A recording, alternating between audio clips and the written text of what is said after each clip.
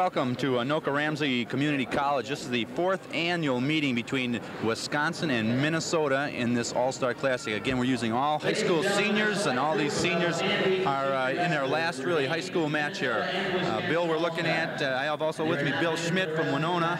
My name is Mike Nimchek. I'm from Janesville, Minnesota.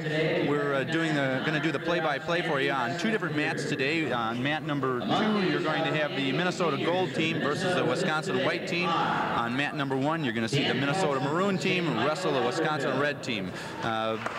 Looking back at yesterday's results, we had the Minnesota Maroon team defeating the Wisconsin White team 32-18. The Wisconsin Red team defeated the Gold team 29-21. 2 good bouts. A lot of the coaches were talking about that there were some really good matches, some good meets, and so on.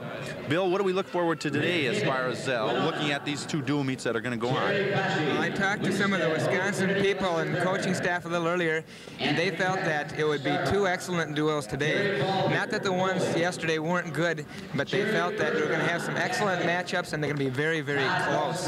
They felt that they lost some matches in the last 10 seconds yesterday that could have gone either way, and I think they're hoping to turn it around a little bit today.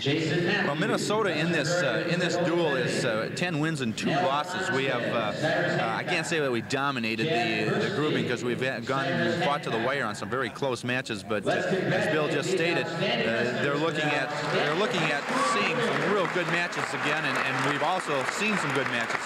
Last year's matches were incredible matches. Again, you're pitting some of the state champions in Wisconsin against the state champions in Minnesota. Minnesota has 2 classes, Class A and AA, and Wisconsin has 4 classes. They have an A, B, a C, and then also an independent class.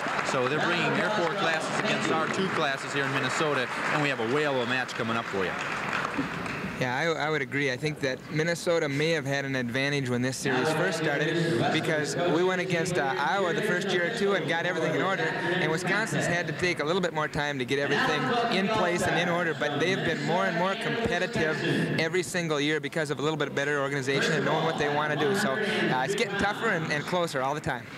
Well, I know I talked to some of the Wisconsin coaches. I know Larry Marchabroda and from Fond du Lac, Jim Campbell from Shell Lake, and you have Dave Ruggert from Holman. Also, the team leader is Mike Schuler from Wausau East, and again, they're all excited about this dual meet. Again, they feel they did a heck of a job yesterday on the different things that were going on in the matches and so forth, and they're looking at some more wins today. They, as I mentioned before, Minnesota holds the lead in those wins, but I think you're going to see a Wisconsin team, as you stated, Bill, they're just getting better and better as the years go on. So we're looking forward to a heck of a meet. Also like to mention that the coaches from the Minnesota teams, we have Noel Bailey from Aitken, we have Dave Cummins from Worthington, the team leader is Roger Gorham, who's from Coon Rapids here. Again, we're here in Anoka Ramsey Community College. We're looking forward to a whale of a match. Bill, any other comments on the wrestling game? I think the one thing that I really think is a big positive switch, we used to wrestle. Also from Wisconsin, Adam Petros from Holman High School, and from Minnesota, Brian Becker of St. Michael, Elderville. No problem. I was going to mention that with 2 matches going on once, I think that's a way of getting more wrestling. Washington High School, giving the kids an opportunity. If they have a poor match, one day they can come back the next day and wrestle better. from High School, Joe Heidelman. From Wisconsin's West Bend East, Chris Berglund. And from Minnesota's Belgrade, Griffin Rosa High School, Brendan Bogart. At 130 pounds. From Wisconsin's Chippewa Falls High School, welcome Steve Milsna. And from Minnesota's Rochester, John Marshall High School, Joe Miller. For Wisconsin at 130 pounds, from Sparta High School, Joel Dutton.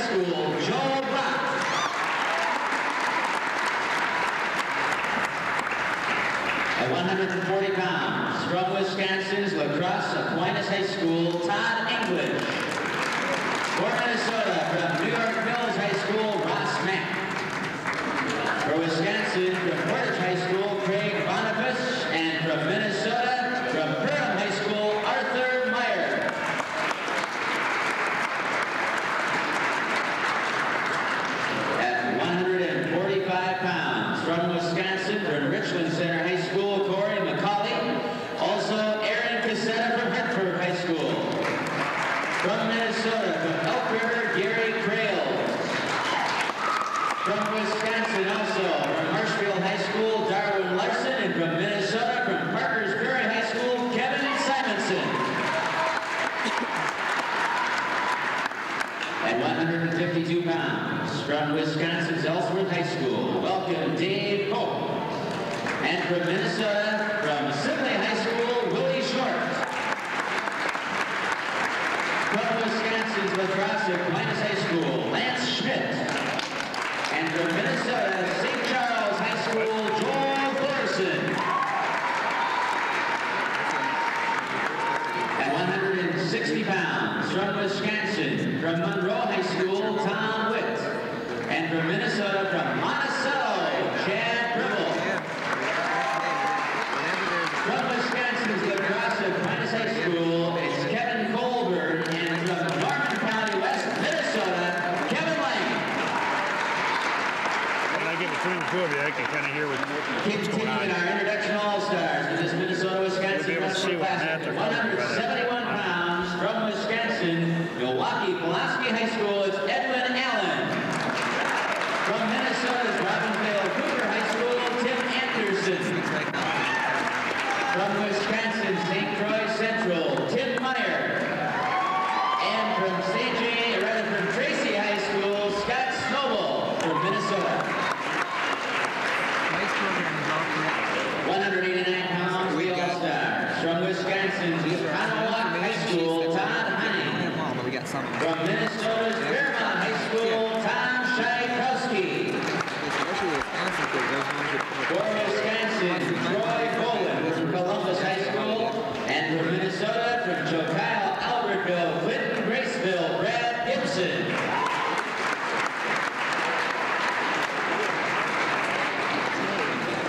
And at the heavyweight division, from Wisconsin, from Platteville High School, Larry Henry. From Minnesota, from Anoka High School, Butch Jones. For Wisconsin, from Fort Atkinson, Rob Stein. And for Minnesota, from St. Clair, Waldorf Pemberton, Steve King.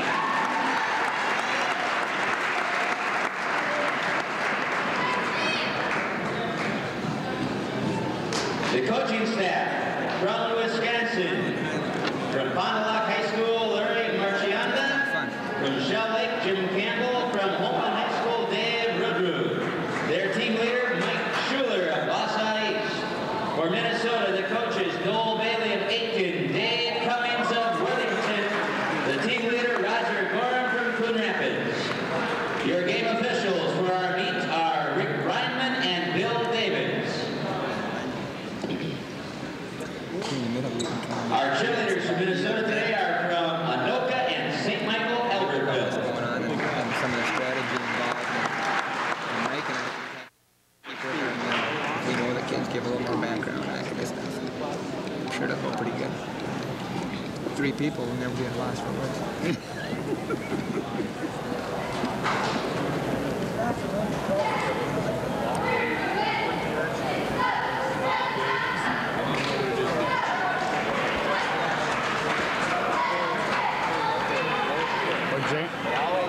I need to know what it is down there. Odd or even? I'll reintroduce them. Odd or even down there. Bill. Did they tell you? Odd or even? Minnesota's odd. Ladies and gentlemen, introducing our wrestlers at 103 pounds. First of all, on the one man from Wisconsin, a state champion with a record of 36-0, Brad Stoklas from Wausau East High School. And he'll be wrestling from Winona High School, a third-place finisher in the state, Dan Dreskowski. On the other man, from Wisconsin's Kenosha Bradford High School, a Class A third-place participant, Bill Nabrowski. And from Minnesota, from Kirkland and Murdoch Sunburn, Shane Marquardt. Okay, welcome back to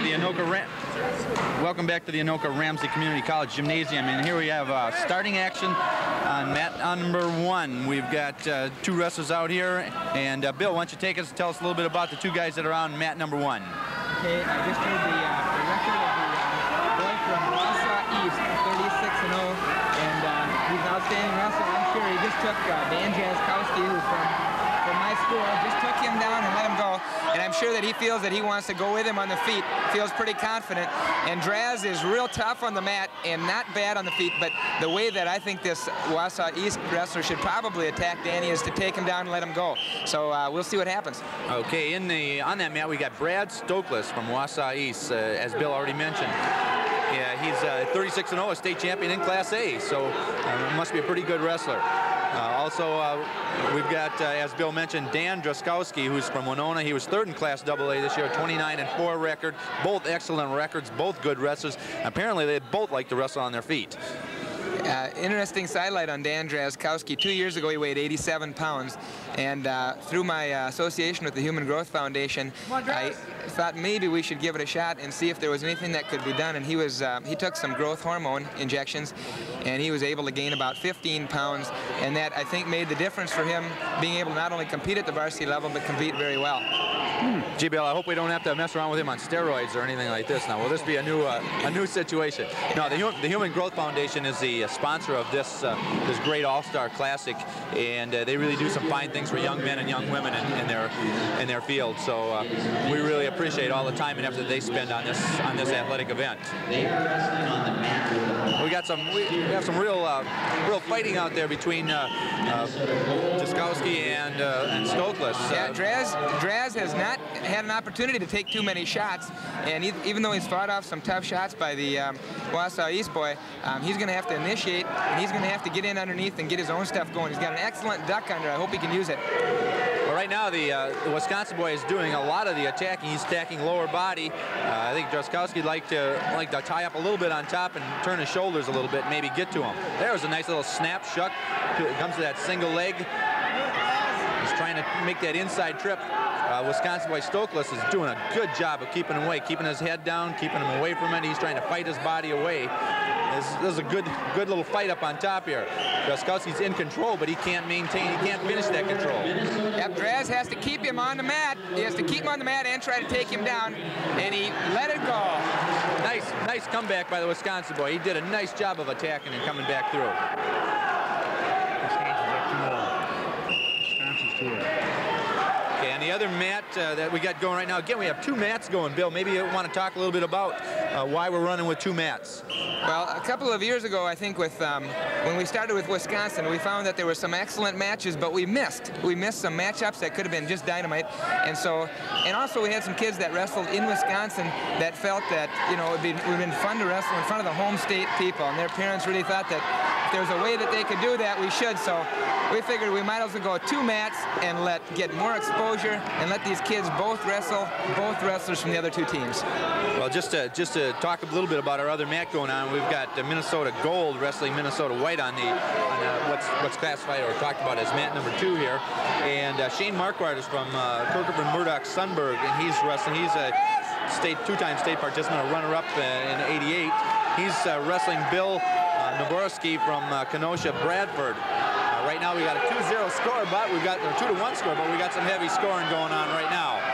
Wisconsin boy did a little bit of head and arm throw, took him to his back, got 2 near fall on him. So now, why don't you bring us back to the mat number 1 here, Bill? What's going on with Stokely from Wausau East and Jaskowski from Winona?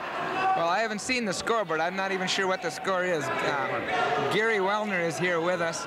Oh yeah, it's 4-1, and Wausau East just got an escape, and so Draz definitely has his work cut out for him here. He just got taken down again, and it's going to be a tough match for Draz unless he can get something going from the mat. And he's got a good Granby, and if he could get a Granby going for 5, I think he could come back. But this kid is going to be tough to beat on the feet. Well, I tell you, that Brad is really a physical kid. You know, I'm surprised that he's just being able to physically dominate like he is. Yeah, one thing that hurts Draz a little bit is, you know, we talked about the fact that he's grown a lot. He still is about 106, 107 dripping wet, so he's giving up a little weight every time he steps out in the mat. So that makes it a little bit tougher for him, especially when those guys want to go up top with him on the feet. Well, like Gary mentioned, I'm impressed by Stokely. He's a physical little kid, isn't he? You know, 103-pounder or whatever the weight allowance is at this point in time, he's weighing in. But he's doing a good job of controlling the man. He's really digging in in on him. He's not giving Drazkowski an area in which to attack right now. He's really staying all over him. No, that's right. He's really taking control of this match right now. Well, we're looking at him doing a tough ride here. He's hanging on, staying low on him. He's got an ankle and a hip, and he's holding on to him. I think he's trying to break him down. We haven't seen much wrestling on the mat. We've seen most of it on our feet here. With a 6-1 lead, we're just kind of waiting to see what goes on.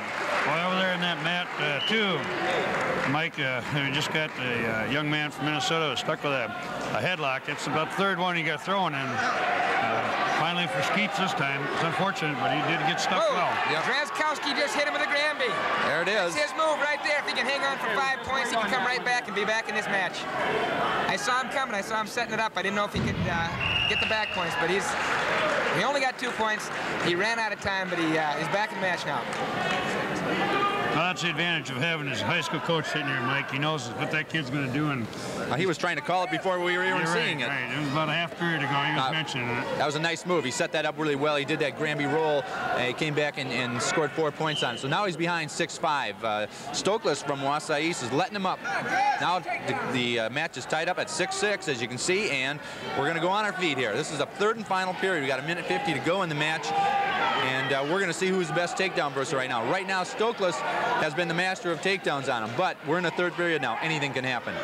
That's right. I think definitely Brad has dominated this whole match on the feet, but Draz has been a tough third period wrestler for us, and so he just got taken down there. He slipped a little bit, and Stoklasa just nailed him with a nice, just right straight in snowplow. Sure capitalized on that mistake. Yeah, he did. He took advantage of an error. Well, now we're going to see what happens. Bill, what's Dan got to do to get back in the match now? Well, he just looked up the scoreboard. He's down by 2 points, so I think he feels that he wants to try and get the reversal and maybe back points on him. And escaping the takedown would win it, but Draz, I think, feels more comfortable trying to work from the mat. He still has that good Granby, and he wrestles pretty good from down. Well, I think Stokeless really respects his Granby because he just let him go. He's gonna go on his feet with him. Again, we've got a minute to go and 1:07 to go in this last period, and the score is right now 8-7 in favor of the Wisconsin boy Brad Stokeless from Wausau East. Again, the Stokeless did let him up, but again, I think he respected that Granby. He was scored 4 points on before with it, so he feels he's a little superior on his feet right now. Draz had a couple matches in the state tournament where he was down in the closing seconds and was able to come back and win one, and then he came back and tied the other one. So he's been in this position before, but possibly that is against as good a wrestler as he's wrestling against right now. Well, he gets the stalling warning now, so he's in control at this point in time, but there's 45 seconds to go in this match yet. We'll have to see. They're working on each other. They're staying right in that center mat. Well, nice heel pick, almost got it. Nice heel pick and almost had it. He had it going. There again, I think Stokeless had a little bit more physical ability right there, and he pulled it away from him. Yep. Draz had it almost set up, but he couldn't quite get the weight where he wanted to.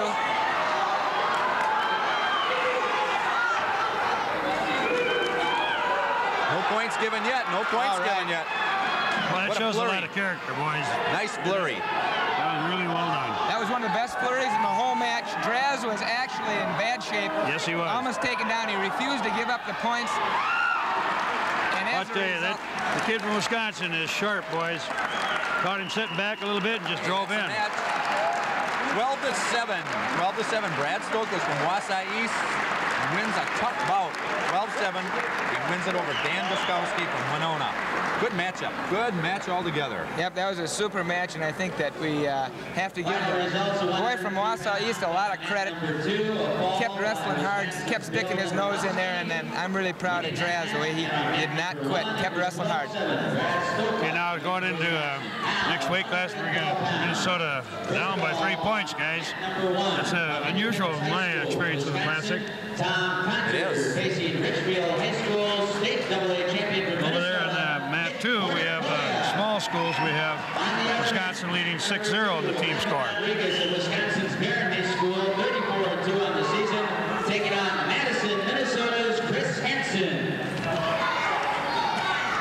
Okay, up on this mat number 2, we've got Nick Fornicole from Richfield. Oh, excuse me. All right. Well, on mat 1, we have Nick Fornicola from Rochester, or excuse me, from Richfield, Minnesota. He was state champion this year in Class AA. His opponent is Tom Conter. Tom is from Independence. He was third in Class C. He sports a record of 33-2 on the year. Again, Bill, why don't you take over a little play-by-play here? What do you look for in these two guys? I haven't seen Tom Conter wrestle, but Independence is real close to Winona, and so I've read a lot about him in the paper. Real excellent wrestler. Nick Fornicola from Richfield has wrestled against Joey Hoyleman from Winona about 5 or 6 times the last couple of years, and so they've had some outstanding duels back and forth. And Fornicola right now, power duck, he's in good shape, and he's taking him to his back. Conter comes back with a roll, step over, and Fornicola is coming back out on top again. Conter got a little bit high. Fornicola is coming out the back door and came out okay. Conter looks like he's got an outstanding roll, and he hooks it and really gets some torque on it. Okay, we got a 2-2 score going here. All that flurry of movement, we only got 2-2. Yeah, I was going to mention Fornicola's got an outstanding roll, but it looks like Conter's got one himself. It should be the battle of the rolls here. We'll have to see who wins out on it. Well, Fornicola comes up to his feet on that, tries to switch to the outside, gets his hips out and scoots. I tell you, this Conter's tough. He pinches an arm down, he steps over, and he's very tough on this. Yep. It's maybe not your classic high school wrestling move, but it sure works for him. Yeah, I think if Fornicola is going to be able to ride him, he's going to have to stay off that waist. Well, we got 20 seconds to go in this first period. Fornicola holds a 4-2 lead right now. Again, Fornicola's got to be heads up a little bit on that roll.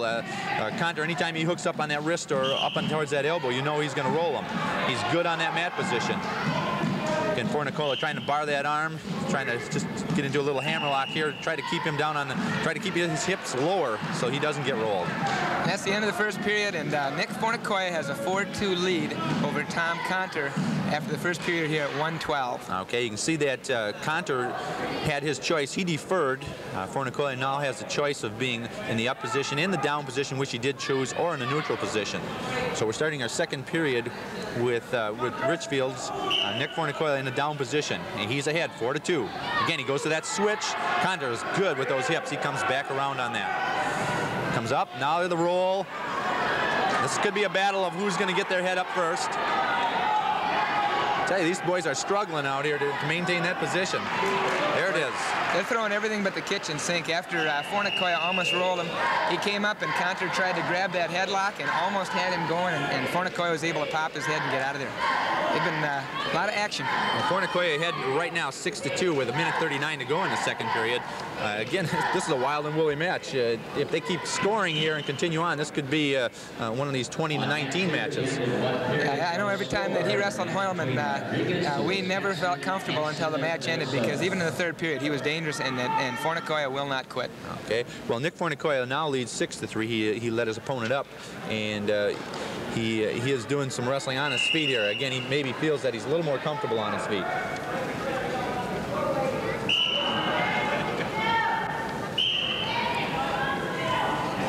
Fornicola kind of sets him up a little bit, takes another single shot, tries to go to a double, doesn't work, and now we've got Conter on a wizard's position, and he spins to the front. They're almost back to a neutral, but these boys don't believe in a neutral position, I don't think. They just keep digging and struggling from this point. One of them is going to roll through or roll under here. Nope.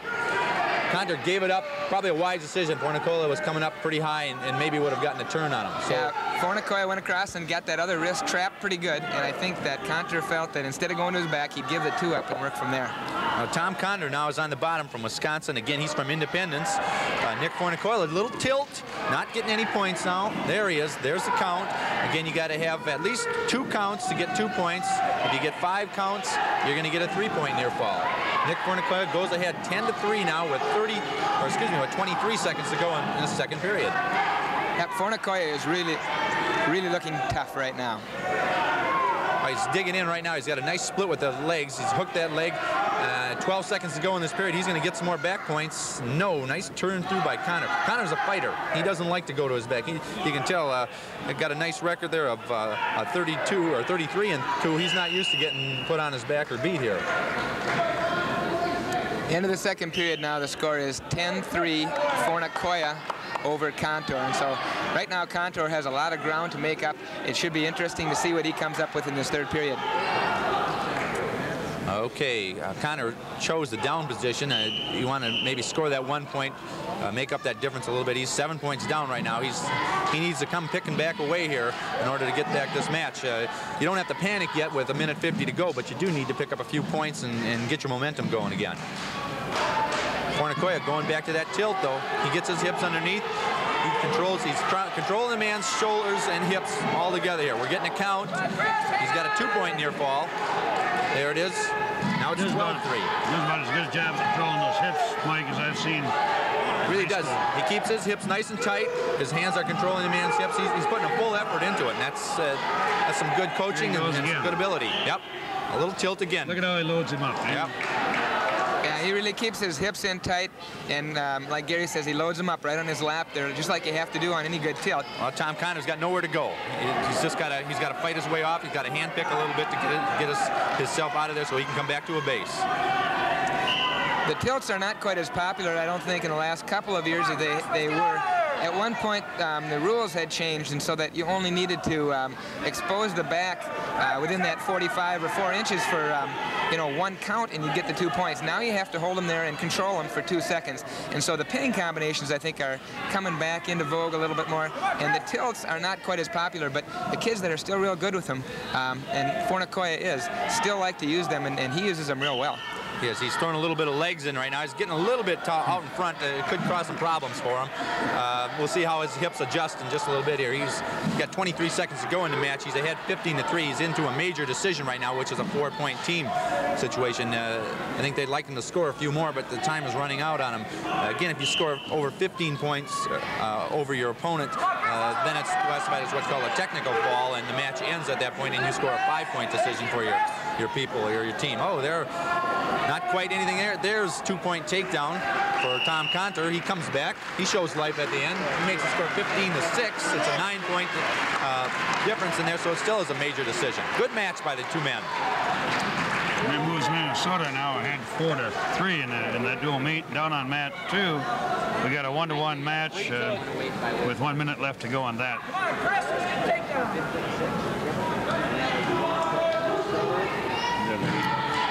Okay, on mat number 1, we've got Chris Hansen from Madison, Minnesota, who's wrestling Ivan Rodriguez from Barron, Wisconsin.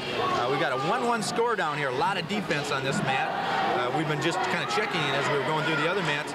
These boys are now on their feet, and there's 35 seconds to go in the match. Whoever gets this takedown, or if there's a stalling situation, they're going to be the winner here. Otherwise, we're looking at a tie situation for this matchup. There's a stalling on red. Red will have to get a little more aggressive. Final score, mat number 1. Chris Hansen from Madison has a 77-16 record overall, and he was a state champion this year at the 112-pound class in Class A. So they got 14 seconds to go here, and somebody needs to get a takedown. They're still looking at a 1-1 score. Both wrestlers kind of cautious on their feet. Oh, their little snap by almost got an opening. 2 seconds to go. This is going to end up in a tie. Okay, each team gets 2 points for their team or for their respective team. That'll put the team score at 8-2 in favor of the Wisconsin down on mat number 2. Okay.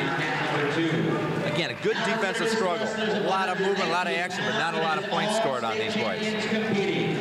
First of all, from Wisconsin Shorewood High School, 35-0 record, Corey Rico, and he'll be wrestling from Anoka High School, Dave Phillips, Class AA champion from Minnesota. On the other mat, from Wisconsin, wrestling is Adam Petro, champion in Class B, and he'll be taking on Minnesota's Brian Becker, state champion from St. Michael Albertville. Up on mat 2, we've got it started. Brian Becker. Brian Becker is from Minnesota, and he's wrestling out of St. Michael Albertville. Brian was a state champion this year. And on mat number 3 for the Wisconsin team will be Adam Petros. He's from Holman. He's a state champion also in Class B. He had a record of 35-2 on the year. Becker's had a sensational career. He's 116-22 in his career, and the same with Petros. He has an outstanding. This kid is the original, I believe. Okay, maybe we're having a little problem with. Petros filled in for this Rico. Okay, Rico. This is the regular kid that we had. Okay, well we're gonna double check on who we've got out here, and I guess this is I guess it is Adam Petros on mat number 2 that you're looking at from Wisconsin. Okay, we got a 3 or 4-1 score now with a lot of action going. Becker's in command here with a couple of takedowns and letting him up.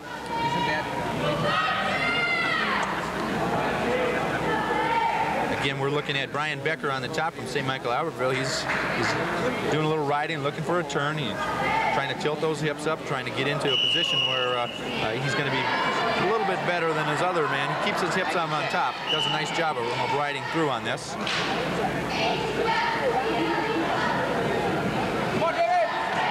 Again, Brian Becker on the top. Adam Petros from Holman, Wisconsin on the bottom in red. Becker again, a little cross-body type of situation. He's coming across, keeps his head across that body, keeps maintaining his control. He's trying to look for a little position here. Adam Petros just doesn't want to give him any position. He comes up to his feet now, tries a switch. Period ends with Becker in command, 4-1 at this time. Petros has his choice.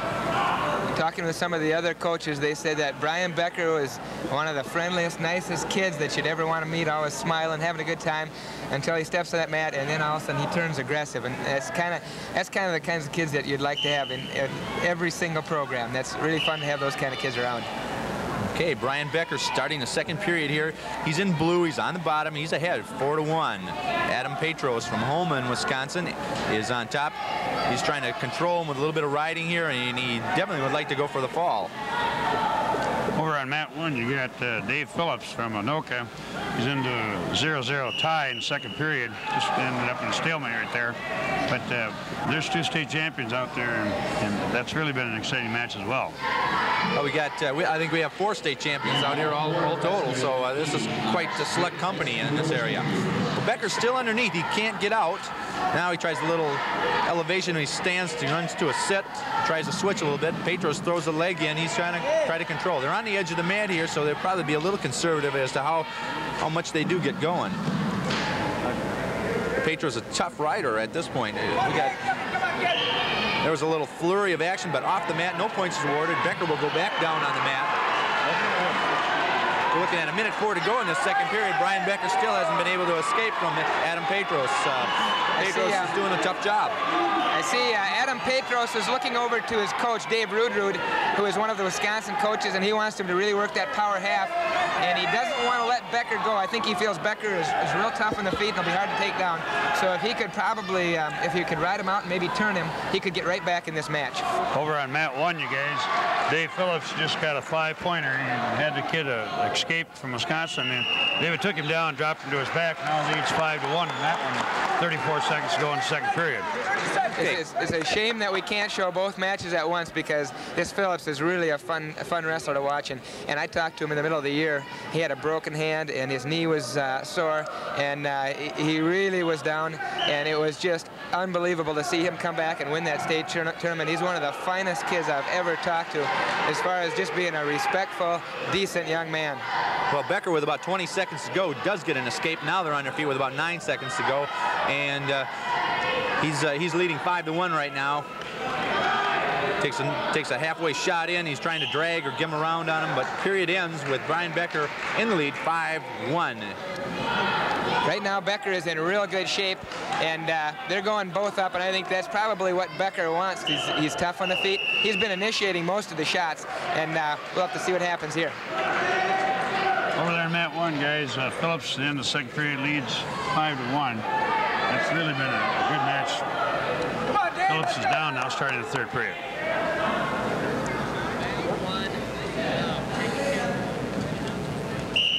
Okay, we're on mat number 1 now with Dave Phillips, and Dave is wrestling Corey Rico from Shorewood, and Phillips is in the lead right now, 6-1.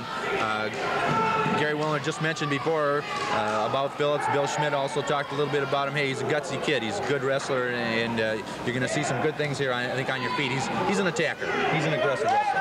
And if you watch Phillips, he's one of the best kids I've ever seen as far as natural movement on the feet. When a kid comes in on a shot, he has one of the smoothest sprawls, snap downs, and go behind that you ever want to see.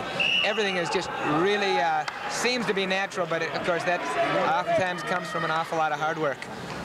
Well, he's a very intense kid, Bill. I watched him this week during their training, and David is just a goer. He just doesn't let up all the time on the mat. He's just really impressive. He does a nice little setup there. He takes a drop step back into it and comes across the middle and tries to almost like a high C or a high crotch type of single leg takedown. He's doing a nice job of controlling. Right now he's just kind of seeming like he's getting pinched down on the mat and he's not coming out. Rico has a front headlock on him and he's kind of grinding away. Referee does stalemate and they're both going to come back to the neutral position. Again, we still got a 6-1 score here, and Dave Phillips is ahead. Well, there on Matt Tooth, Mike, things have tightened up 5-6 now. The boy from Wisconsin's come back. Yeah, the action is heating up over there on Matt Tooth. They're both getting wild now. Oh, there's a takedown by Rico on Phillips, and he tightens this match up a little bit too, now to 6-3. Over there, Matt Tooth. Brian's got 5 seconds to go in the match. He's ahead 7-5. He's lost a point now for stalling, so that match now 6-7. Okay, back here on mat number 1, 6-3 yet in favor of Dave Phillips, and we got 8 seconds to go. 8 seconds to go. Phillips is going to be in the down position. Rico will be on top. Yeah, with only 8 seconds left now, Phillips doesn't have to do too much, except he doesn't want to get turned. He'll probably control hands and try to come up, and it'll be very tough for that Rico to be able to come back now and get him. Okay, we're running out of time here. Dave Phillips wins it on mat number 1 on it by a 7-3 score, and on mat number 2, Brian Becker was a 7-6 winner for Minnesota. So Minnesota swept that with the state championship bouts there. We're going on to the 125-pound bout. You'll hear the announcer here announce them. From Wisconsin, from Port Washington High School. Over at mat 2 now, guys. Team score is now 8 Wisconsin, 5 Minnesota. Minnesota's making their move now to come back. State champion. Over on the larger schools, we have Minnesota ahead 7-3 now in team scores. And at number 2, from Wisconsin, runner-up in the state for West Bend East High School, record 30. On mat number 1 right now is Joey Hoylman, who is from Winona, one of the boys that I coached. And he's going against a couple-time state champ, Schumacher, and this should be a great match. There's going to be 2 excellent matches going on right now, starting now. Okay, on mat number 1, on mat number 2, we're looking at right now in the red singlet, we got Chris Berglund, who is from West Bend East in Wisconsin, and we also have Brandon Bogart, who is from Belgrade, Broughton, El Rosa. He's a state champion, 33-1 record in Class A this year. They're tying up and going to it pretty heavy here. Again, Wisconsin boy, Chris Berglund is in the red. Brandon Bogart from Minnesota is in the blues. So we'll take a good look at them here. They're sizing each other up. They're trying to find out an opening, trying to get to it. Bogart takes a shot inside, but he's blocked right away. He has to take a step back. They're staying in that center area, and they're circling, moving, doing some movement within themselves. Again, a little pushing and pulling, trying to figure out who's the dominant person in this matchup. Okay, Wisconsin boy Chris Berglund does a little pushing off in here, and Bogart kind of circles right at the end, but they still go off the mat, come back in. We've got a minute 9 to go in the first period, still no score. Both wrestlers trying to find out where the vulnerability is, who's got a weakness, and where is it. Again, we've got a little sparring here. They try to fight for that inside position. Both wrestlers, again, still pretty cautious on their feet. Both wrestlers scoreless at this point in time. There's 49 seconds to go in this match.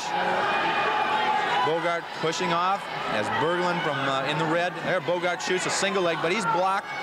Berglund does a nice underhook, holds him back. Both wrestlers, again, digging, trying to fight for that position. Number 1. Little headgear falls off of Berglund.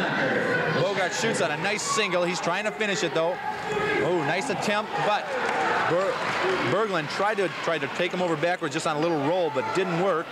Bogart countered nicely by sinking his hips down. Scores at 2 points. He leads with about 8 seconds to go in this period, 2-0. Bogart did a good job of sagging there. That was a good move.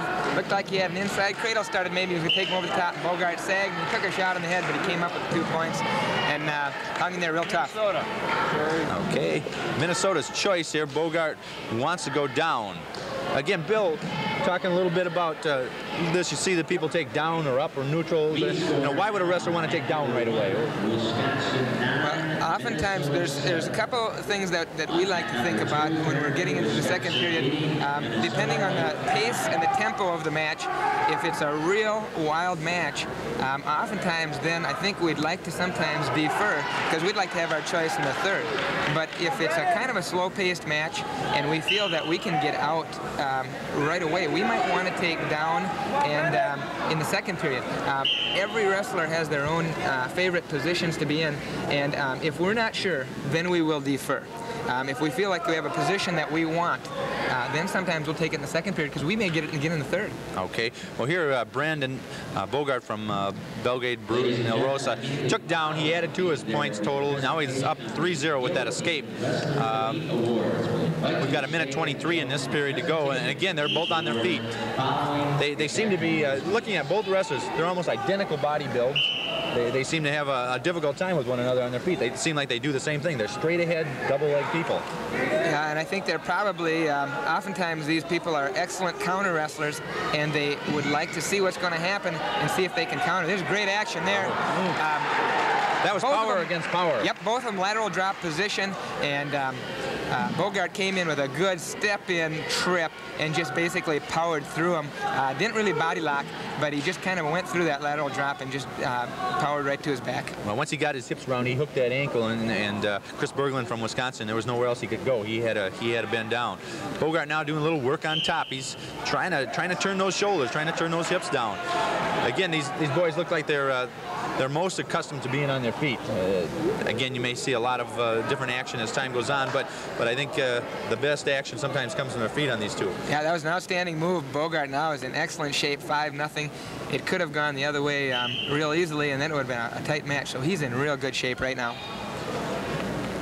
Well, we've got some mat time going here right now. Bogart is on top in the blue, and he is ahead 5-0 at this time. Again, Chris Berglund from Wisconsin trying to get up. Bogart controls that arm. He's got a little bar arm situation right now. Could turn it into some back. No, he's got 2 bar arms, double bar arm situation. If I remember back to the old days when I used to be in this position, this used to be a little painful and always a little dangerous. Good action, though. Berglund gets up to his feet. Oh, nice change of directions. I'm beginning to think that Bogart is a little physical. Yep, he powered through that one.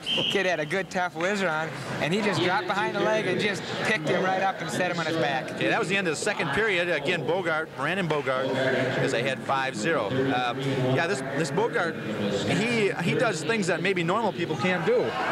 Yeah, I think that one thing that maybe separates the kids that are wrestling in this meet from a lot of kids in the other programs is not only are they hard-working, dedicated athletes, but they have an awful lot of physical talent. There's a little cut underneath on that, like a little spin through. Bogart comes up, hooks a leg on it. Now it's going to depend on who gets their hips and head up the quickest. Yeah, the move that he just used, we called the Lakewood look away. We don't teach that very often. It's basically when you chicken out on a fireman's carry, but he came out of there now, and with that 3/4 Nelson, he's in pretty good shape. He's going to get the takedown. He should have a takedown right there, and he does. He gets his 2 points. The Lakewood look away. Yeah. I'm not sure we want to go into that one, do we? No, I don't know. Ron okay. Johnson gave me that information. I see. I really don't know how it originated. Okay. But anyway, again, they're back on their feet. A 7-1 score now. Bogart is still in control, but Berglund from Wisconsin in red, he's got a double underhook, and he's in position to do a little throw in here, maybe to get some extra points on it. Bogart, again, powerful young man. I think Bogart feels pretty comfortable there, and even though he's ahead 7-1, instead of getting conservative, he looks like he's going to let that kid see what he's got and challenge him. Well, he's standing right in there. There's a headlock, almost throw. Berglund from Wisconsin in red, tilting that shoulder. He's close to points. He's close to having it. Watch Bogart's back toe. When that toe comes down and he's fighting with that back toe off his back, the referee will usually give him points, although he's slipped a little bit now, and his hips are so high up in the head that I don't know if he'll be able now to get the action he wants. Nope. Bogart pulls his head out. He was close. He was definitely in danger of being scored on, but came back and a nice gutsy effort. 25 seconds to go in this third and final period. Bogart lets him up again. 9-2 score. Brandon Bogart in command. Chris Berglund, he's a fighter. He's not giving up. This match isn't over. It's 9-2, but he's looking to give him a toss and maybe pin him. That's the fun thing about wrestling. If there's 2 seconds left to go, you can pin the man. Bogart takes a shot to take away any offense. Yeah, Bogart knows that if he takes the shot in down low, it's going to be hard to get thrown to his back, and so he's just playing it smart right now. Couple seconds to go here. 2 points for Chris Berglund, who finishes up 9-4. Final score, Brandon Bogart wins that match. Hard-fought match, good-fought match. That really an interesting turnaround of events here. Minnesota, Brandon Bogart. Okay. On mat 1, Joey Hoyleman was pinned by Dan Schumacher on just a beautiful throw. It's unfortunate for Joey because he's got a lot of talent and he's a good wrestler on the feet. He didn't get a chance to wrestle, but Schumacher made that one excellent move and held him right there. All the credit in the world to Schumacher. Excellent effort. He's a fine wrestler. Okay, we're on mat 2 again here. And, the announcer will tell you who's wrestling. Finisher in their Class A tournament with a 36-3 record from Sparta High School, Joel Dutton. He is wrestling from Minnesota, undefeated state Class A. Okay, here we go on mat 2. We've got Joel Sparta, who's a runner-up in the state, or excuse me, third placer in the state in Class A, who's against Scott Vancura. Again, the Wisconsin wrestlers in red. Vancura is in his high school uniform. He's from Heron Lake, Okabena, Lakefield. And Vancura was a state champion this year. He's a tenacious wrestler. We've seen him wrestle several times, and I tell you, he goes. He's 6 minutes of wrestling. It's all business out there. This is not, some people say wrestling is a game or a sport. Scott Vancura looks at it as a business venture. Well, he's got a power half on there, Mike, that could injure a shoulder, and the referee stopped it for that reason. Yeah, I don't know where he came from. He came out of nowhere, but this year he was 41-0 and just torturing people. He is just an awful tough wrestler. Well, I've been down in around the Scott Vancura area for a number of years. When he was a 9th grader, he was up at 103 pounds at that time it was, and he took 4th in the state. And he just through some bad luck and just things occurring that he couldn't get back to the state tournament until he was a senior. So he was hungry. He got back to the state tournament this year, and it was he was on a mission, I guess, and that's the best you can say about it. I tell you, he's one heck of a wrestler. As Bill mentioned, 41-0 this year. That's incredible. That's really going after it. Again, he's a very good one on the tilts also. You can just see him right there. He keeps a tight hip in. He controls with those arms. He's always going after it. He's pulling you right. He's pulling you left. He's pushing you backwards. He's taking you forward. You know, the man on the bottom has little way to go other than going down. He's already shown us a couple different pinning combinations. He had a real nice cradle, and he also did a nice tilt earlier, so he's got a lot of ammunition, a lot of arsenal. He's going after it again. There's his 4 seconds to go in this period, and he's scoring another takedown. Muja had 6-1 in the match. Time runs up. I don't know if they'll give him near fall points or not. Yes, they did. 2-point near fall, so he's up on him. 8-1 right now. Scott Vancura from Heron Lake, Okabena, Lakefield. He's wrestling Joel Dutton. Dutton is from Sparta. Again, you got 2 good wrestlers here, but so far Vancura is showing all the power and all the moves. I'm sure Dutton is wondering what he has to do on the feet. Why Vancura has been real tough, but on the mat he's been grinding too. So he's going to try top and see if he can't turn him. He's got the legs in. He's going to power half and see if he can't get some back points. That might be the only way to get back in this match. Vancura, again, he's going after it. He's always tough when a man throws the legs on. You notice how he gets his legs in between. He gets his knees on the mat. He makes the man get up high on him. It looks like Dutton's doing a poor job of leg riding. What's happening is Vancura's doing an excellent job of countering that leg ride. Yeah, Dutton's in trouble. Vancura, I think it's a matter of time now. He's slowly coming out. He's working his way back. He's looking for that head. He's looking for the arms. And if he just keeps coming out that back door, there he is. Now we'll see who's got the power. Vancouver had the power and had the move. See, he took him two different directions there. Nice job, Scott Vancouver. 10-1 lead, Scott Vancouver. We got 1:11 to go in the second period. It's been all Scott Vancouver right now. He's doing a heck of a job. I tell you, Joel Dutton's got to wonder, what in the world do I have to do here? I've tried several different things and nothing works on this boy. So I've seen Vancouver do at least a half a dozen things very, very well. So he's really got a lot of good stuff. That was a nice navy dump. He just took him right to the mat with a lot of authority. Well, he's a tough rider on top here. It's not that he rides and hangs, he rides and attacks. Okay, just a quick check down on mat 1. We got a 4-3 score in favor of Minnesota down here. Excuse me, in favor of Wisconsin, I'm sorry. Those are the team scores. Kind of watching that match, Mike and Miller from Rochester, John Marshall, their first state champion in their school history. And he's down now 4-3, but it's been all Miller in this second period. He's been all over that Wisconsin boy. All right, coming back to mat 1 here. Again, Scott Vancouver continues to just ride and attempt to turn here. He hasn't scored any points yet, but he's just really continuing on. Yeah, I think he feels that he's going to make some ground up for this Minnesota team because he's not relaxing for a second. He is really torquing on that poor guy from Wisconsin. Again, we're coming down, winding down 10 seconds to go in this second period, and again, Scott Vancouver, he's still attempting. He's not coasting at all, is he? Boy, is that kid no, and he's looking for points. He's going to get him with his power. No, the time is out. He didn't quite get time to get that power half going. Okay, it's start of the second, excuse me, end of the second period here. Start of the third period coming up. Scott Vancouver is in command with a 10-1 lead. They go both up. Joel Dutton doesn't want to have anything to do with the mat anymore down there, and Vancouver is on his feet. He's not going to let up at all here. Over there on map number 1, we got Miller and 4-4 tie now. And the Wisconsin boy just took a shot. He's got a pretty deep position now. Joel is really coming back now. It's countering. Well, Vancouver almost got heel picked, but he comes back out of a good hip position. He's in the legs. He scores 2 points right now, and he now leads 12-1. He's got the legs on, and every time he's had this situation, Bill, he's power half the heck out of this guy. Yeah, I was going to say, I would say that the Dutton is going to be happy to get off the mat. He's really taking some abuse down there. You got to give him credit for not going over. He's fought tough, but Vancouver is really going after him with a minute left. He's tough. This Joel Dutton is a little tougher than maybe people give him credit for. Vancouver is really doing an excellent job of wrestling today, and Dutton just hasn't been able to get on track at all. But again, Scott Vancouver still working.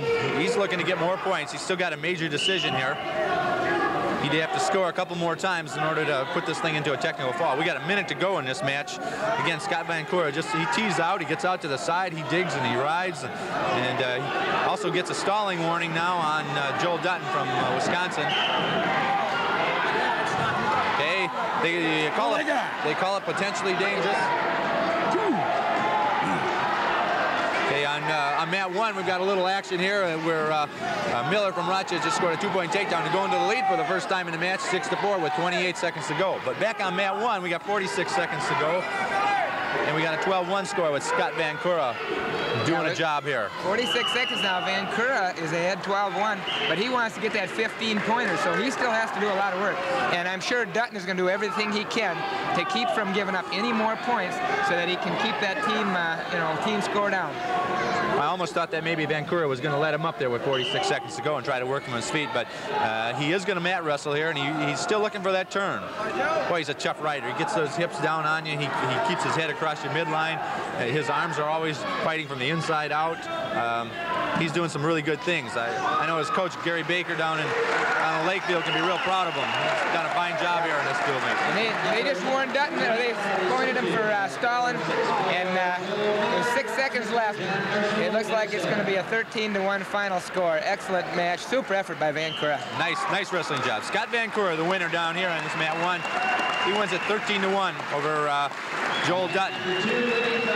What happened on that mat number 1 down here? Final score. Won that one 6-4 and pulled it out for Minnesota. And Minnesota now goes ahead 10-9 in that dual meet. Now wrestling at 135 pounds. On mat number 1. Okay, here we go on mat number 1. We got the 130-pound bout. And On mat 1, we've got Todd Springer from Anoka, and I think between Springer and Phillips, those are two of the finest kids, you know, that Anoka's probably turned out, and they've had a lot of good ones. Springer had a real tough match yesterday, and he got beaten in just the final seconds, and so I'm sure that he's hoping right now to redeem himself as far as the Minnesota team, although nothing to be ashamed of. He's had some outstanding efforts in the last couple weeks. He's wrestled super. Okay, wrestling Todd Springer is Steve Milsa. He's from Chippewa Falls. He was a runner-up in Class A and had a nice record of 33-2. So this, oh, excuse me, we're in the wrong one here. We're going against Ron Pieper, is who Springer is wrestling. He's from Stoughton, and Ron's a state champion in Class A. He's 30-0. And he's in the red. So we got Springer, who's in the darker maroon, and we got Ron Pieper, who's in the red. We have no score right now. Both wrestlers are scrambling for position. Pieper now scores on a little counter. He hipped down around and came behind him, and the Wisconsin wrestler Ron Pieper is ahead 2-0. Pieper comes from a long family of wrestlers. His father is also the coach at Stoughton, and they year in and year out, Stoughton just comes out with fantastic teams. They're always in that top running. I'm not sure what they placed this year, but I'd be willing to bet that they were in the top 3 or so this year in the state. Every year, Stoughton is one of the best teams in Wisconsin, and then, like you said, they have a fine program. Right now, Springer is working hard for a reversal. He's trying to finish that switch, and Pieper's trying to hang on, but I think he's got the points. He's just giving him the points. He gave him the reversal. The score is now 2-2. Pieper, again, like you said, is an outstanding individual. He defeated Joe Block yesterday 8-2, so we know that he is capable of scoring a lot of points and really doing some damage, so this is going to be a great match. It is. Todd Springer is one of the fine wrestlers in Minnesota, and he's not about to give it up here. It's 7 seconds to go in this period. It's 2-2, and Springer's got to keep him down. He can't let him get any points here. Oh, Pieper right up to his feet. He's battling there. Nice turn. Springer, good hips. Never went out of control. 1 second to go in this period. Yeah, with that much time left, you don't ever want to let a guy get an easy escape. You make sure that you hang on tough and get to the end of the period and keep that score tied. But on the other hand, if you were the man in the down position, you'd want to score that 1 point because that's a backbreaker. That just seems to take the moral, makes a little moral difference to you as far as your morale goes down and everything else. Just letting that guy score with that short of time left only. Yeah, absolutely. Oftentimes, the last 10 or 15 seconds in a period and in a match are sometimes the most critical parts of the whole match. Sometimes that starts what's going to happen in the next period. Well, here we go. We have the second period starting. Springer's in the down position. Pieper lets him up, so Springer goes ahead 3-2. But Pieper's attacking. He's attacker. Pieper looks like a strong kid. He wants to take that shot. He wants to get underneath. He feels he can suck Springer up and take him down. Well, he did. He shot a nice low single, converted it to a double. Now they're just fighting off in here. Again, Springer doing a nice job with his hips. He's keeping them away. Okay, now we're off the mat over there, and we're coming back into the center. Springer is real tough at going over the top, coming up with either a spladle or sometimes just kind of going over the top with a heel pick. He's really an excellent offensive, but also an excellent defensive wrestler on the feet. And even though Pieper has been impressive, Springer is going to be tough to take down. He is. They're both working each other. Again, mostly upper body work here. They're trying to set that upper body up so they can snap by. Pieper right now in a front headlock, and there's a stalemate by Bill Davids as the official on that mat. We're coming back to the neutral position again. We'll see some more attacking. Oh, Pieper does a nice shot. Springer almost stepped into it. Good reactions over there. Nice shot on things. Oh, we're warning green for stalling. Yeah, I don't know. I think the warning came not because Springer was not trying to initiate, but Pieper didn't give him an opportunity. Pieper has been so aggressive that Springer hasn't had an opportunity to really get things going. There it is. There's that almost that spladle you were talking about type of situation. Not quite, but he hips down on that so well. And again, Todd Springer has done some freestyle wrestling, and that showed up a little bit. On that so well. And again, Todd Springer has done some freestyle wrestling, and that showed up a little bit there. Yeah, it definitely has some freestyle flavor there. Again, we're in a stalemate situation, so the referee will bring him back to the neutral position. Now, Pieper's got to be thinking, that was a heck of a shot I just took on him, and I got nothing out of it. You know, will he be a little bit cautious? Will he do the same thing, or will he continue on? I noticed Pieper has a nice little drop back and then shot, and he's setting things up well.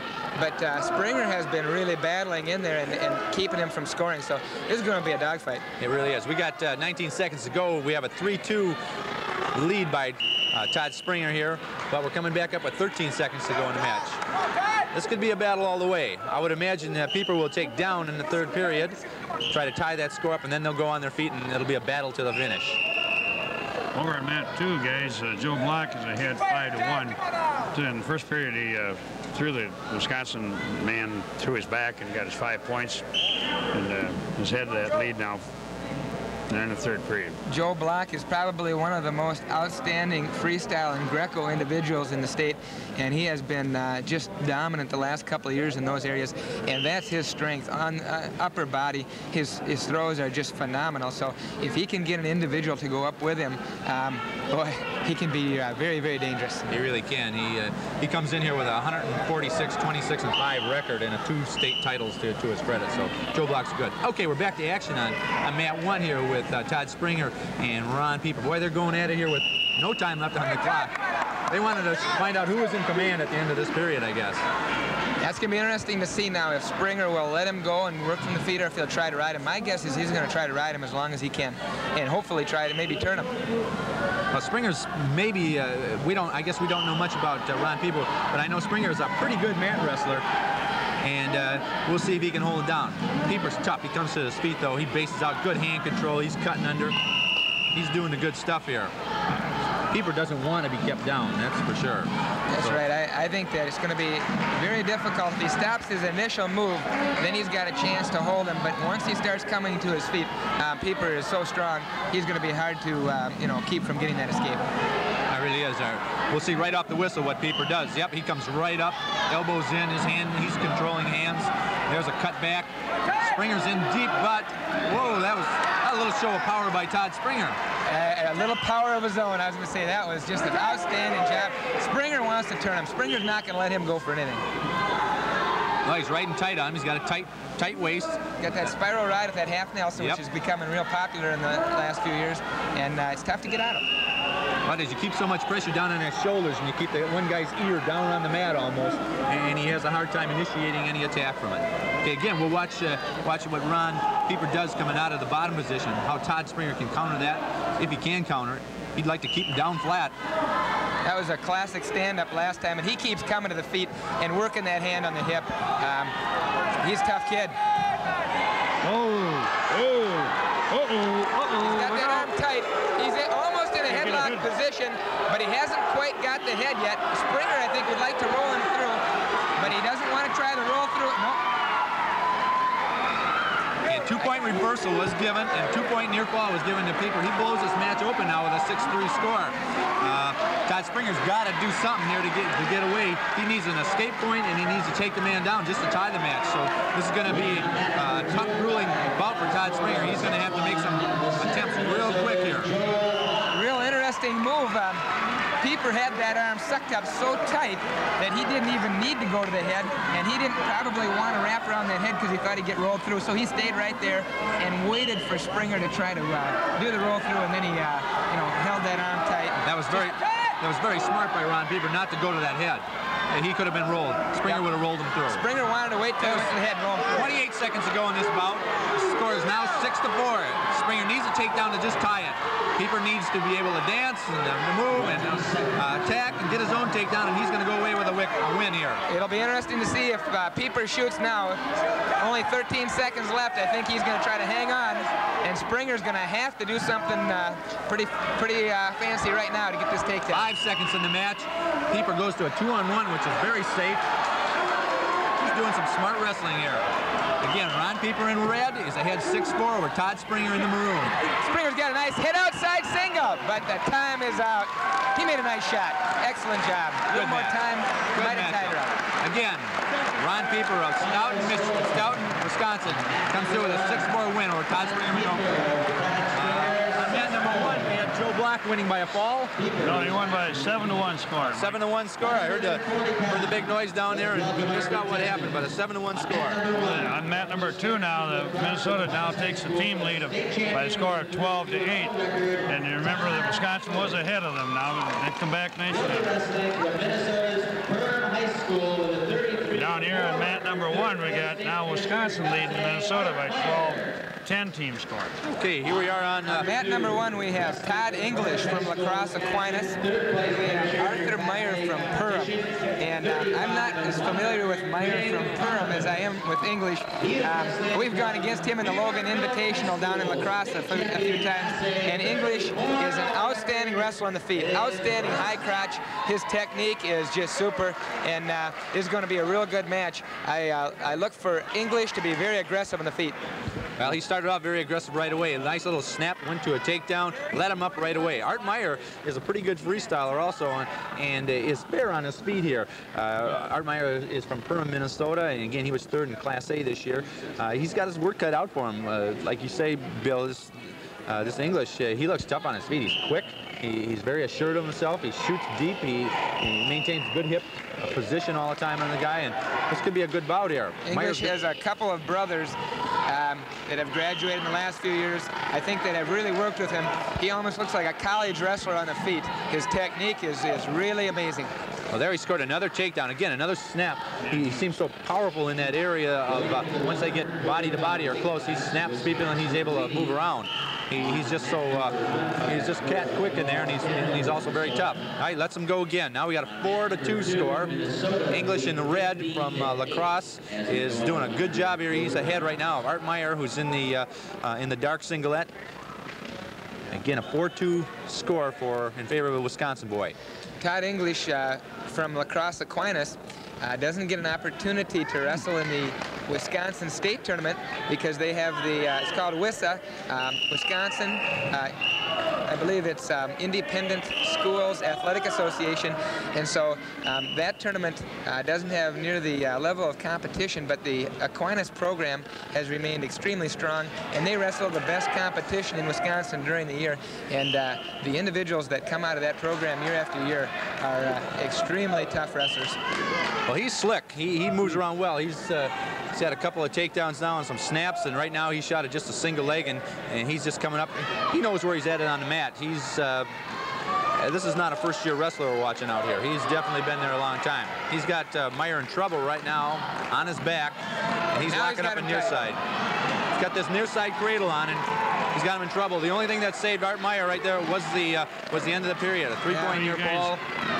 He floats about as well as any high school wrestler I've ever seen. And this young man is really, he's going to be an outstanding college wrestler. He's ahead right now 9-2, a boy from Wisconsin.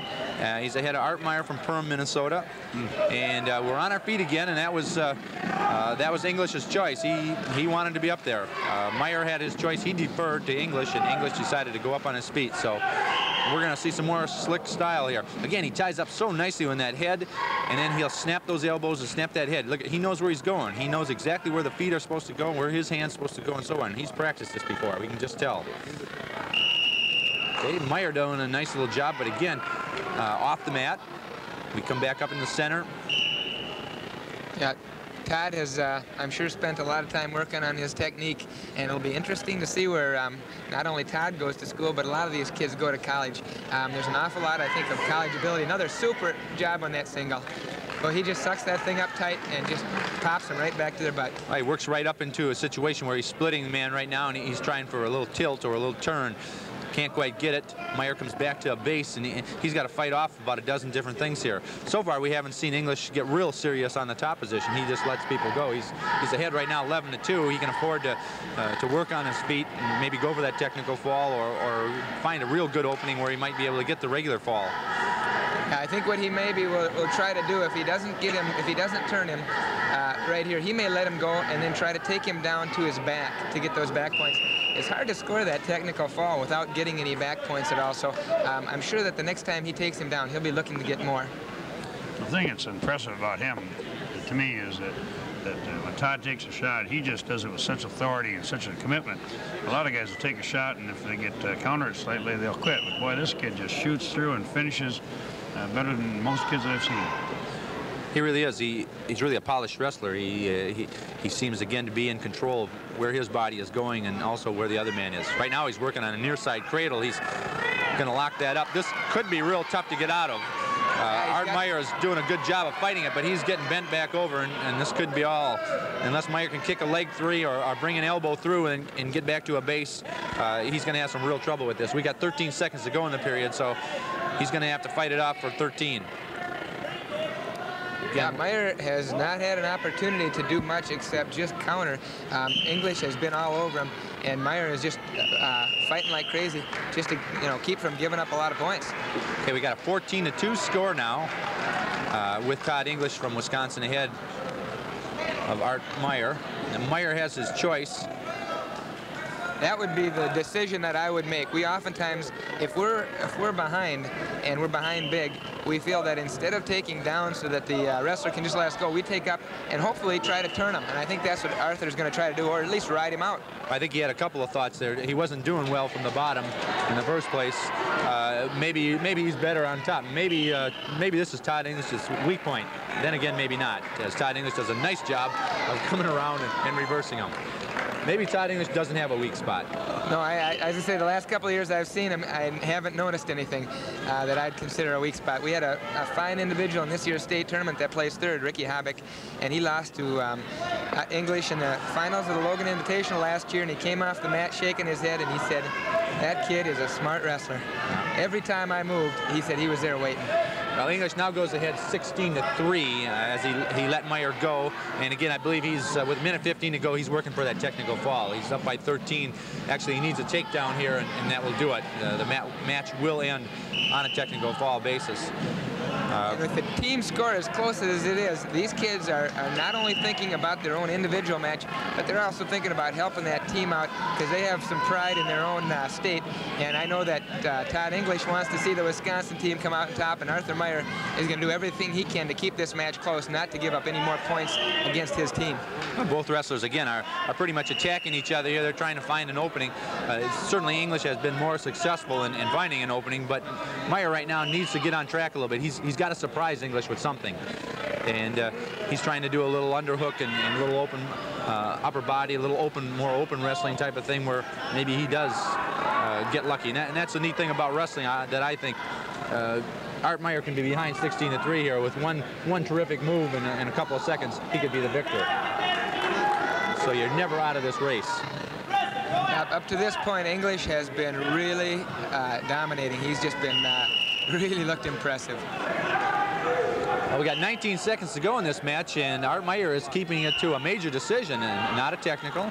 So he's pretty much doing his job against really a fine wrestler, and it's Todd English from La Crosse Aquinas. There it is, the technical fall with 6 seconds to go. Just a beautiful shot. He just hit him nice and went behind and got the technical. Well, you guys, if you'd like to help me out, he's down in your neighborhood. I'd like to get him up here next year. I could use him. Well, he looks like a fine wrestler. There is Todd English with a technical fall with just 6 seconds to go. By technical fall. Man, is that good shot. Score, Todd English from La Crosse Aquinas, Wisconsin. Okay, on mat number 1, or excuse me, on mat number 2, we've got Ross Mack from New York Mills who's going against Craig Boniface from Portage. And right now the score is 1-0. So we've got a heck of a mat right now going on. I don't know.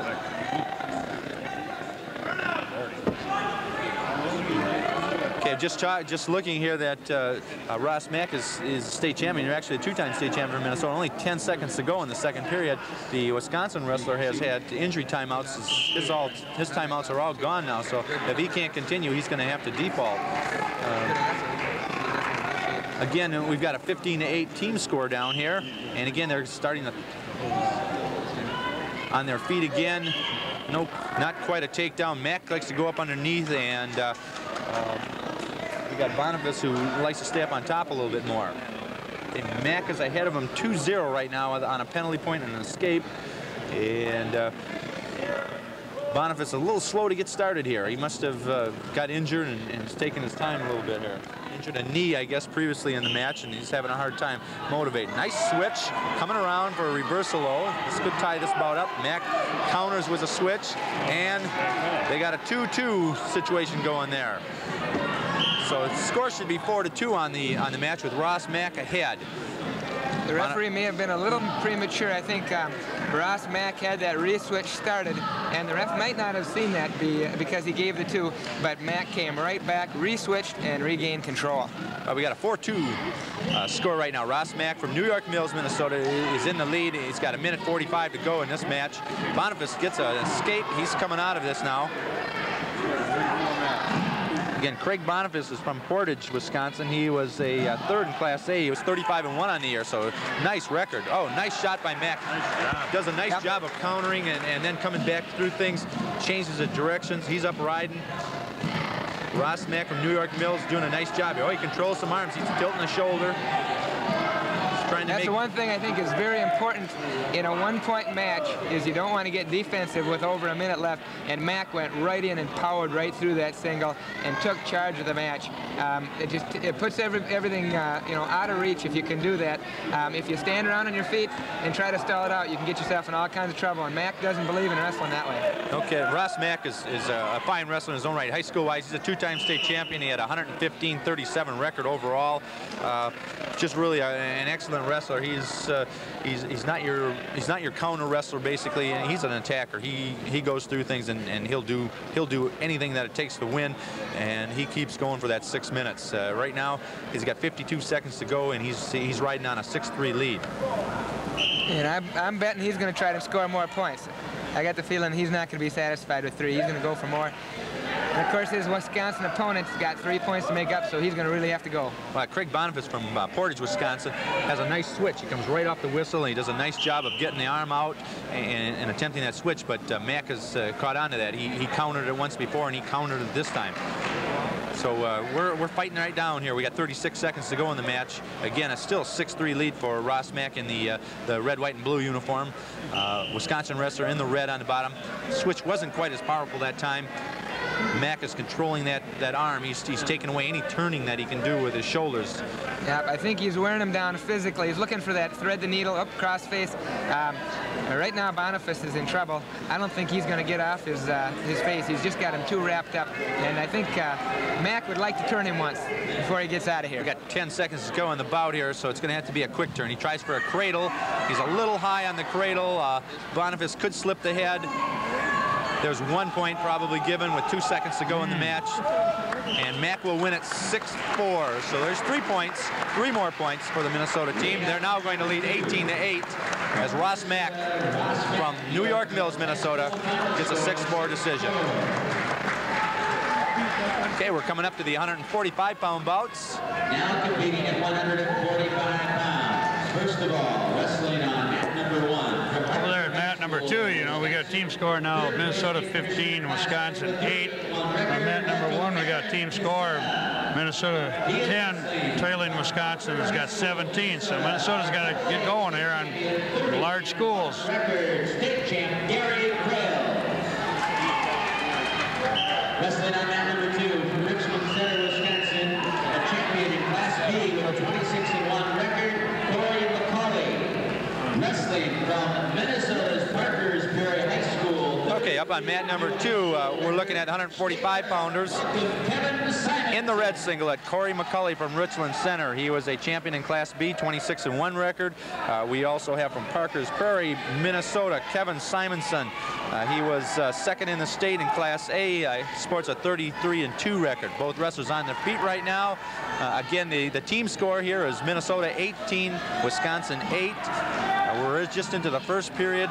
Again, Wisconsin wrestler tries to shoot underneath of a front headlock.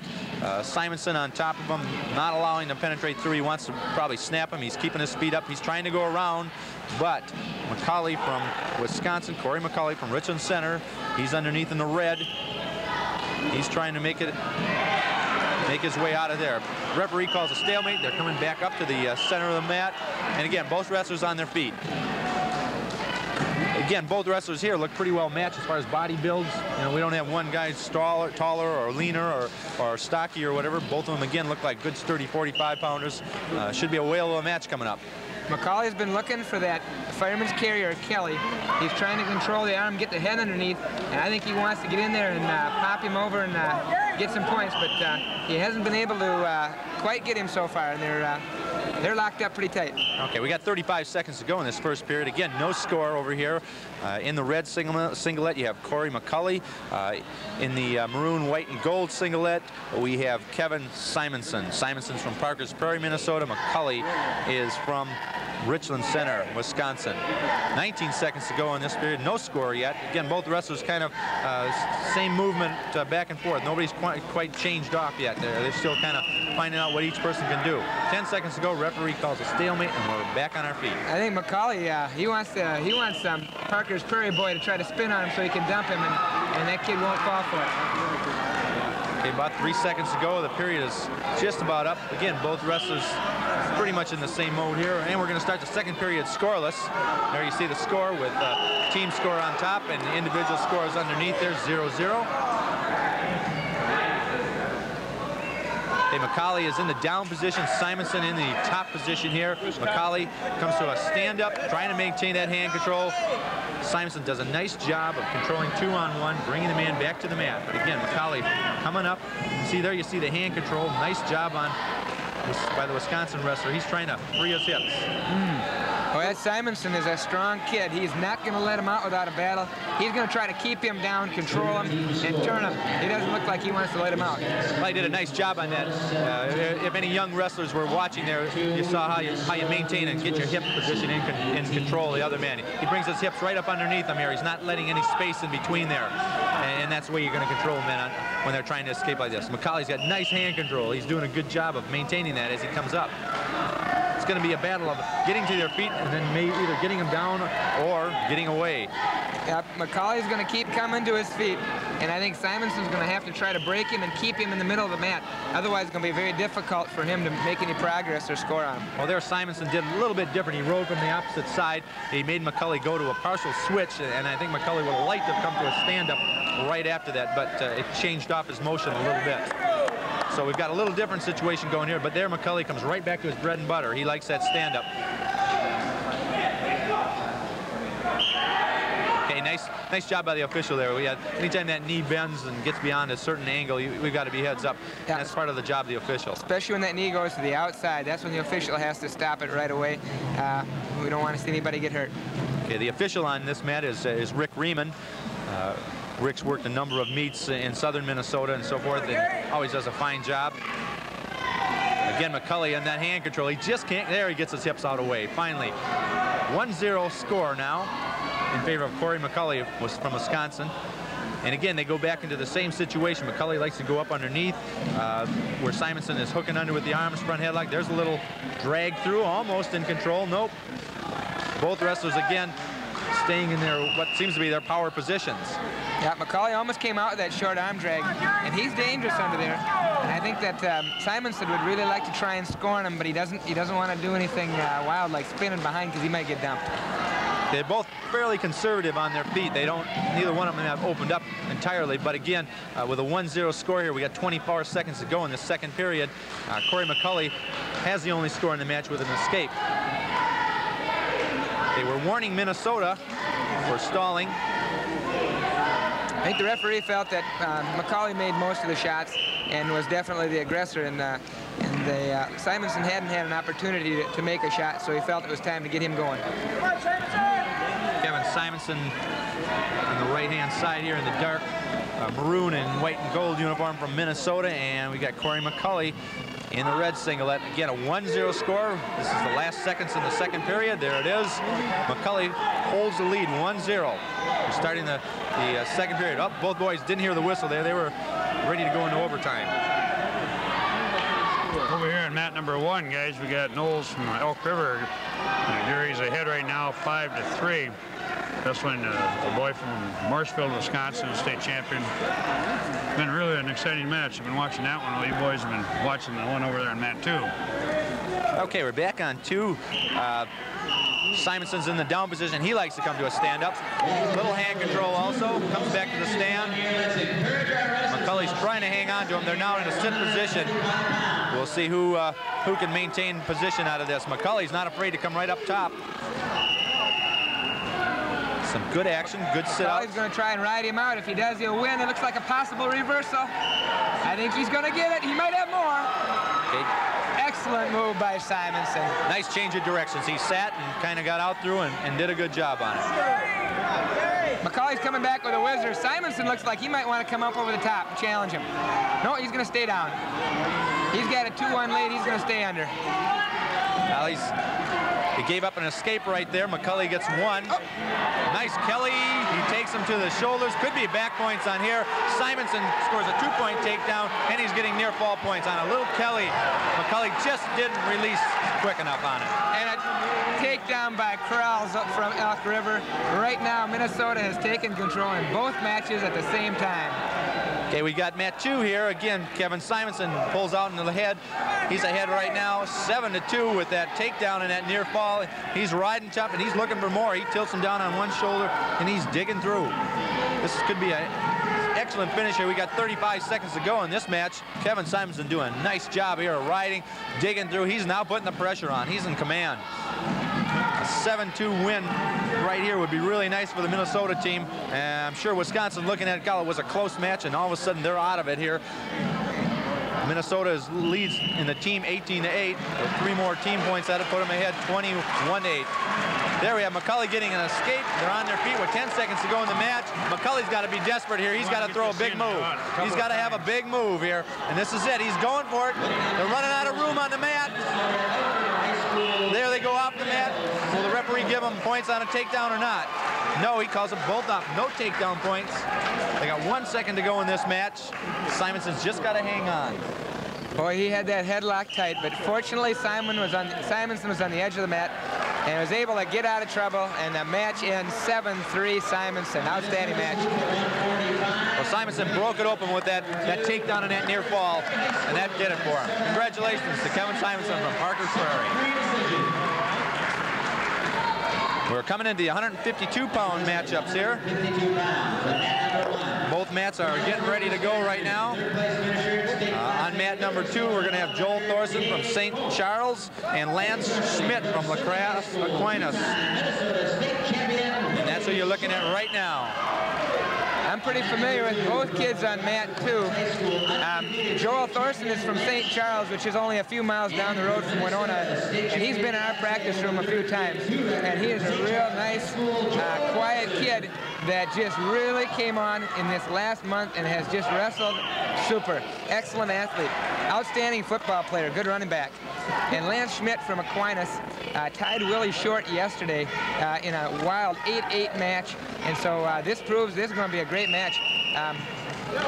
One of the few losses that Ricky Habeck, our 45-pounder, had was to Lance Schmidt. He lost 2-1 at the Logan tournament, so we've seen him before. He's a tough individual. Both wrestlers just kind of tying up here and trying to find out where the openings are. Again, both wrestlers are state champions. Thorson, who's in the lighter orange uniform from St. Charles, Minnesota, was a state champion for St. Charles, and he ended up 33-2 on the year. He was in Class A. Lance Schmidt from La Crosse Aquinas was a state champion in that WISAA state tournament. He's 30 wins, 1 loss, and 1 tie on the year, so both fine records. Again, both men just doing a little upper body here, trying to push and pull to see who can get off balance first. Yeah, it kind of looks like they're not sure that either one of them want to throw it, but they're going to give the other guy an opportunity to go and see if they can catch him. But neither guy has really thrown a big move from up there, but they're both kind of experimenting up there. Well, they're looking like they're waiting for the first man to make a mistake, and then they'll capitalize. At this level of wrestling, when you've got such good wrestlers, one mistake can sometimes cost you the match. We saw that in the match before. Oh, nice Kelly through by Thorson. Almost popped it. Nice job by Schmidt, not allowing himself to go over. He was turned all the way to his back. He fought his hips down again.